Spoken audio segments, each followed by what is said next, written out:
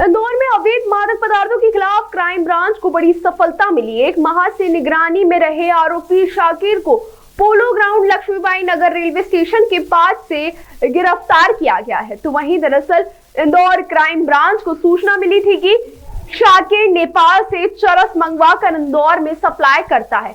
Team ने लगातार उसका पीछा किया और मौके पर दबिश देकर उसे पकड़ा। उसके कब्जे से लगभग 2 किलो 225 ग्राम चरस बरामद हुई है। अंतर्राष्ट्रीय बाजार में इसकी कीमत लाखों से करोड़ रुपए तक आंकी जा रही है। तो वहीं आरोपी के खिलाफ पूर्व में भी दर्जनों प्रकरण दर्ज है और वह एनडीपीएस एक्ट के मामलों में जेल जा चुका है। प्रारंभिक पूछताछ में सामने आया कि नेपाल बॉर्डर से चरस लाकर मोतिहारी के रास्ते इंदौर में बेचता था।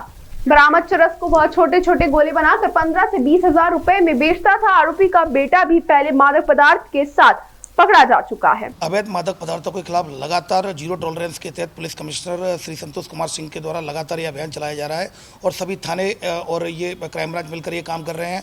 जैसा कि थाने अभी बाणगंगा थाने के द्वारा 20 ग्राम ब्राउन शुगर पकड़ी गई है।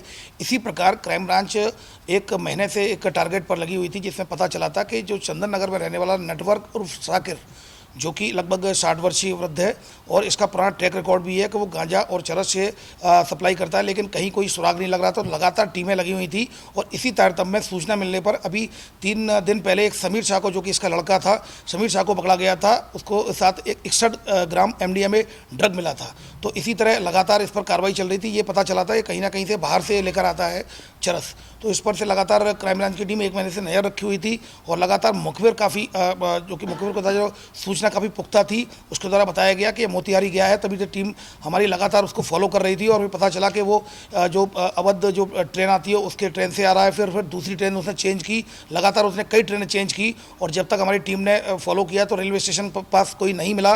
लेकिन हमारी बैकअप पे टीम लगी हुई थी, क्योंकि हमें पता था कि ये रेलवे स्टेशन से अपने घर जाएगा चंदन नगर। तो हमने 4 टीमें लगातार लगा रखी थी। तभी पोलो ग्राउंड के पास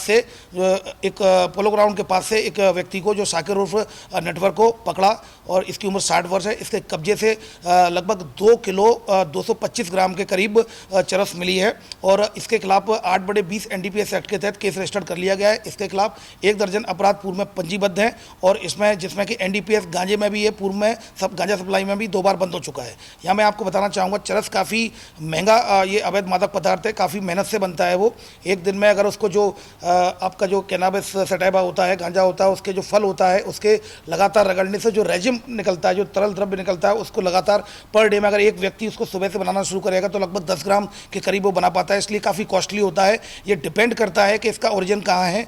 जहाँ तक जो इसकी ओरिजिन की बात है, इनके द्वारा जो पूछताछ में, प्रारंभिक पूछताछ में इसके द्वारा बताया गया कि नेपाल मोतिहारी डिस्ट्रिक्ट से वो लेकर आया। मोतिहारी वाले लोग इसको नेपाल से लेकर आते हैं और नेपाल की ओरिजिन का जो ये चरस है उसमें पूर्व में भी पकड़ी गई है। तो उसमें जो अंतर्राष्ट्रीय जो इसकी कीमत बताई गई है वो 30 लाख से लेकर 50 लाख से लेकर 1 करोड़ तक हो सकती है। ये डिपेंड होता है कि इसमें चरस में कितनी शुद्धता है। शुद्धता के हिसाब से इसकी कीमत अंतर्राष्ट्रीय मार्केट में तय होती है। फिलहाल 2 किलो 225 ग्राम चरस को लेकर शाकिर के खिलाफ एनडीपीएस एक्ट 8/20 के तहत केस रजिस्टर कर लिया गया है।